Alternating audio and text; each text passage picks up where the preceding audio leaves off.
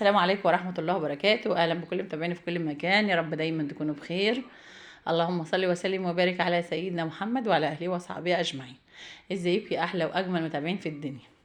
النهاردة بقى هنعمل مع بعض، طبعا احنا خلاص بقى آه هنعمل بقى طبعا رقاق كده، اللي هو الرقاق الناشف اللي هو بنعمله صينية رقاق باللحمة كده. طبعا انتوا عارفين بقى قربنا على العيد، الأيام بسرعة بتيجي على طول، وعلى العيد الكبير خلاص يعني حاجات بسيطة. فتعالوا نعمل مع بعض كده بقى الرقاق الناشف. واول حاجه كده معايا بقى كيلو من الدقيق، ومعايا رشه من الملح زي ما شفتها كده في ايدي، اللي انا حطيتها دي اللي بايدي دي رشه من الملح. وبنزل بقى بالميه تدريجيا كده بنعجنه. عايزين بقى العجينه بتاعتنا لا تكون طريه قوي ولا تكون ناشفه قوي، وتنعجن عجنه كده ايه مظبوطه. ولو انت اول مره بتتابعوني، يا ريت تشتركوا في القناه وتفعلوا جرس التنبيه علشان يوصلوك كل وصفاتي. متبخلوش عليا بلايكاتكم ولو كنتاتكم الحلوه. ويلا كده عايزين القناه بتاعتنا تكبر، متبخلوش عليا باللايكات يا جماعه، ولا تبخلوا عليا بالاشتراك. طبعا انا بنزل بقى بالميه تدريجيا وبعجن اهوت بقى بايدي، وزي ما قلت لكم كده عايزين العجينه بتاعتنا لا تكون طريه بتلزق، ولا تكون ناشفه، بحيث انها تفرد معانا كده وتبقى حلوه.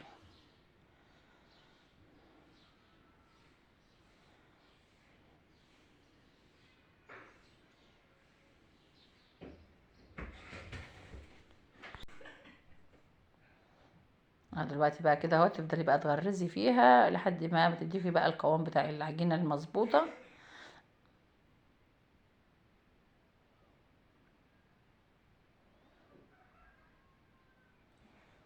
يعني العجينه بتاعته بالظبط كده زي عجينه العيش الناشف اللي احنا بنعمله، زي عجينه العيش الطري، بس طبعا مبيبقاش فيها خميره يا جماعه، يا دوبك هي عباره عن رشه ملح والدقيق والميه بتنزلي فيها كده، وتفضلي تلتيها جامد علشان تعمل معاكي عرق كده. وتقدري وانت بتفرديها كده تفرد معاكي، فتعجنيها كده عجنه كويسه. طبعا هنسيبها بقى ترتاح شويه، هي مش هتخمر بس هنسيبها بقى ترتاح شويه. وطبعا العجينه بتاعتنا زي ما قلت لكم كده مش طريه قوي ومش ناشفه، يعني مش طريه وبتلزق ولا هي ناشفه خالص، يعني معقوله كده تقدري انك تفرديها وتطلع معاكي حلو، او بالشكل ده كده. طبعا هسيبها زي ما قلت لكم بقى كده، هسيبها ترتاح شويه. انا حسيت ان هي لسه ناشفه شويه، فقلت بقى ايه ازودها كمان شويه ميه. وبعد كده هنسيبها بقى ترتاح حوالي 10 دقايق، وبعد كده هنيجي بقى نقطعها لكور صغيره قد الحجم كده البيضه العافيه بالظبط كده، علشان طبعا احنا عايزينه يبقى يعني على قد الصينيه اللي احنا هنعمل فيها.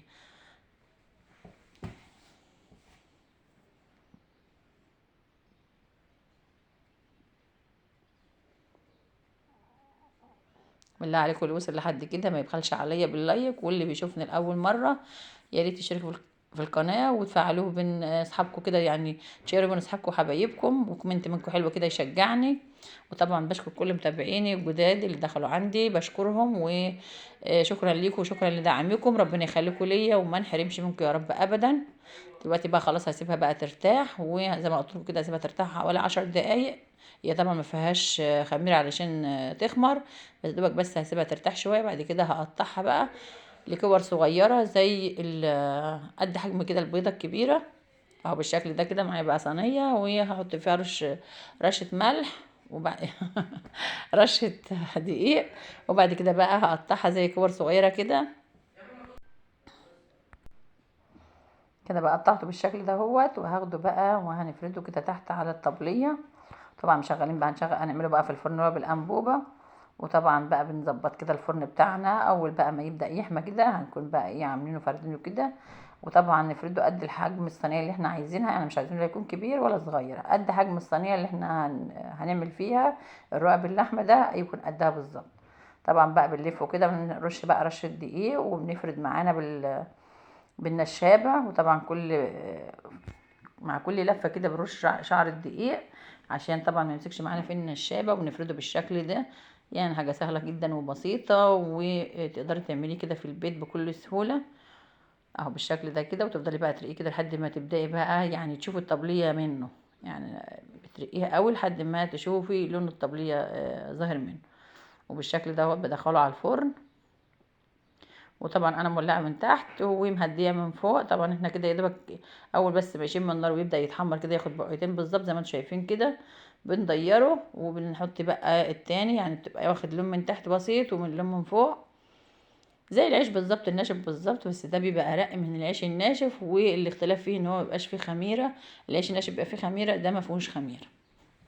اهو بالشكل ده كده اهوت، شايفين بقى؟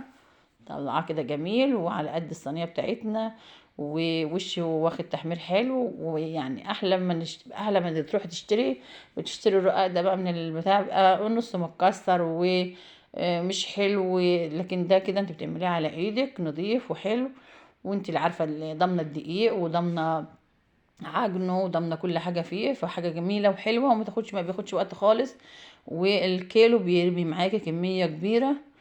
فاتمنى لو بقى عجبكم الفيديو متبخلوش عليا باللايك، واللي بيشوفنا لاول مره يشترك في القناه وشيروه بين اصحابكم وحبايبكم. وكل سنه وانتم طيبين، وشكرا لكم طبعا، شكرا لدعمكم. ودلوقتي بقى اشوفكم على خير وفيديو جديد ووصفه جديده، والسلام عليكم ورحمه الله وبركاته.